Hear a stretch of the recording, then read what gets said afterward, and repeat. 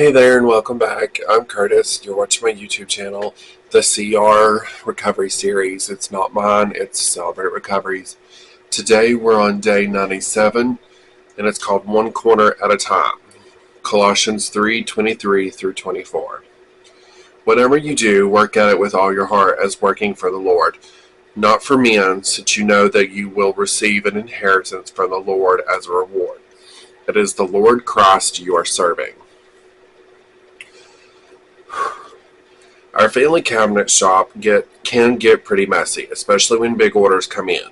After one particularly big job, the shop was in a horrendous mess, and I told one of our new employees to start cleaning up in preparation for the next job. He looked at me and then looked back at the shop and said, "That will take forever."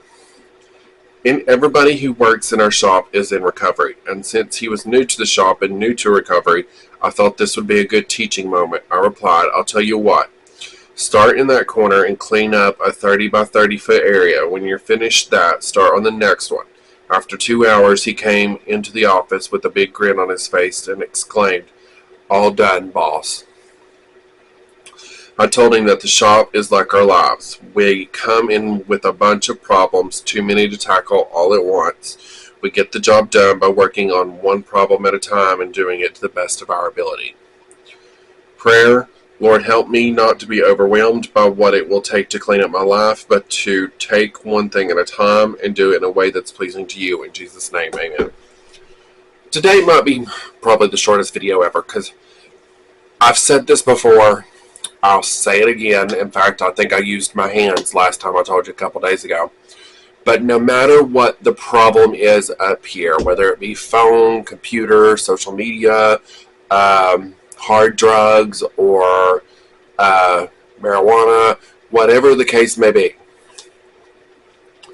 in order to seek recovery from that hurt, habit, or hang-up, you chip away at the block. In fact, I think I did this last time too. You chip away at what is part of that addiction process and what's got you stuck on that moment. You start with thinking on why you do it, and then you think on how you do it, and then you think on what you get out of it, and then you think on what you lose because of it. See where I'm going with this? I started with the how, and once I made the decision to get clean, I completely blocked all the friends who used and dealers and all those people. I blocked them all from Facebook, my phone, changed my phone number. I even took it as far as putting up cameras outside of where I was living at the time, just to know if I needed to answer the door or call security or whatever, because I was not going to go back down that rabbit hole. That was the how. Then I started with the why, and I was like, why am I doing this? I got that reason, and then I went on and processed how can I achieve this same goal while being in recovery. For me, it was getting properly medicated again, and then starting to be more active. I started taking walks. I started hanging out with friends. I started journaling again. I started getting in the Word a little bit, not a lot, but a little bit, because I started slow. And then once I did all that, I went through IOP, and they did the best thing ever for me, and it's called a cost and gain analysis of addiction. But I'm going to say hurt, habit, or hang up. You literally, on a sheet of paper, put what you gain versus what you lose. And I can just about guarantee you what you lose will be more than what you gain. I would probably put my life on that one. Maybe. I don't know. But when we do that cost and gain analysis, we see physically everything that we go through. and then everything we lost. And then the things that we go through, it should click in your head, and you will think, oh, so I feel this way because of this action, or this action is the result of this feeling. It is a two-way street between the two. So when you do that, you sit down and you start eliminating one at a time. Like, what's a good example? Give me a minute here. For me, my DOC was because I wanted to be more active. I wanted to be more social and more like a butterfly all over the place.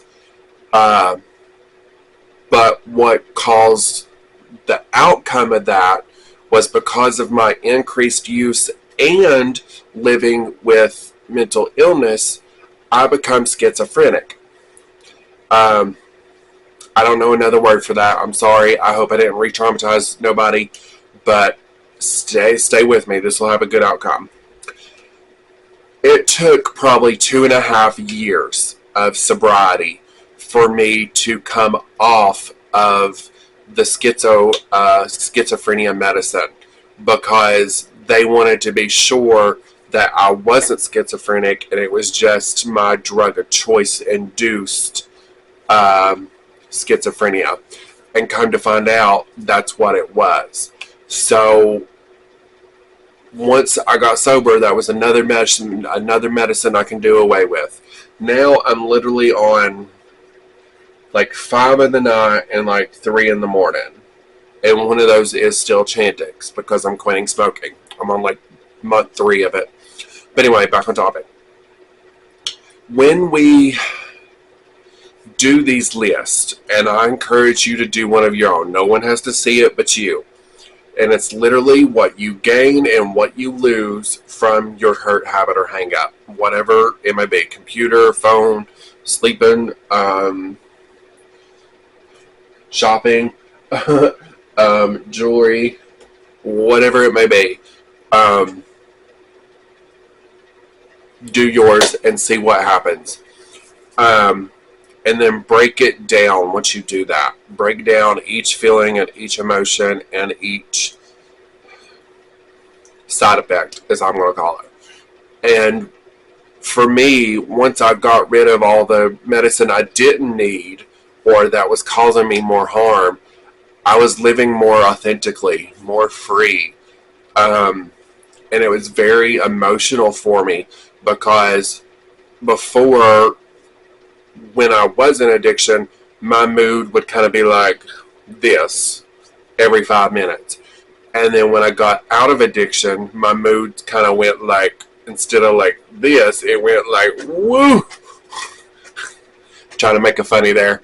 But it went from like moderately to severely all over the place. So I had to get back into therapy. I did IOP. I was on like therapy for like once a week kind of thing, because I was detoxing at the same time. And when you're going through all this, the number one advice I can give, piece of advice, whatever, is do it in a safe place, safe to you. That can be a detox facility, that can be in your bedroom by yourself, which I don't really encourage that method, because if something does happen and you get like super sick, who is going to be there to help you through? Or call the doctor and get you some medicine and figure out what you need to do. If you do choose to do it in your own home, make sure that you have a friend or somebody stopping by every other day. That way they can keep you alert, they can keep you occupied, because another reason we choose addiction is because in some cases it's because we're feeling certain types of way and we're not active enough. So we're bored, so we'll go do this. That's one reason. It's not the only reason, it's a reason. And when we're in those situations, it's helpful to have a friend or somebody who can stop by every now and then and help regulate your system.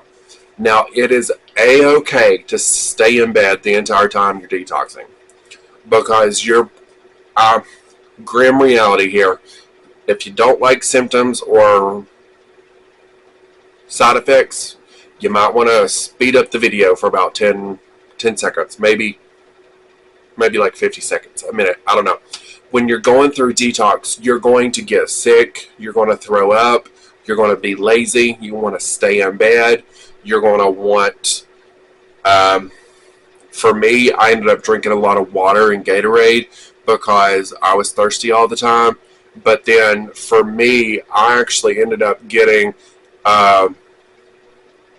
problems on the inside of my mouth, and I couldn't eat or drink, so that actually caused me to suffer more because I wasn't getting nutrients in my body and I wasn't getting enough water. So I eventually found my favorite thing ever, and I still drink it to this day, even though I did an addiction. It's the knee-high peach soda. You used to get it at the dollar or at the gas station for 99 cents, but now it's like $1.50, I think, $1.49. But that stuff didn't agitate my mouth, so I was able to stay hydrated. And that's what I encourage you to do, is if you are going through these symptoms and something's not working, try something else. Go out on that limb and try something else, because you started the journey to recovery. So that's the hard part. Finding something that you can eat and drink, that's easy. You just have to be open-minded and try something new every time. But once you are coming out of that stage, you're going to be more normal, and then you should be normal. You might be, you might not. It just depends. For me, my detox era kind of lasted like, it got better, but the first like 6 months was really, really rough for me. But after the 6th month, I had developed a few nicks and hooplas and gadgets and gizmos to keep me busy. I would often do a Zumba class, or go outside and just dance in the yard, or do yard work, or something else. But I literally spent probably the first 2-3 weeks in bed. I didn't have energy to move. I didn't want to move. I just wanted to sit there and feel emptiness, because what I had done for so long that I thought gave me joy was gone. So I found joy elsewhere, and I found other positive role models and other positive influences. But the biggest thing is to keep on trying. Just like it said, you start with one corner at a time. Start with one thing on the block and slowly chip it away. And then that's a starting point, and that's the best place I can advise you to start, is just to do it and slowly figure out why, how, and chop it all away. Thanks for watching. I'll see you next time. Bye.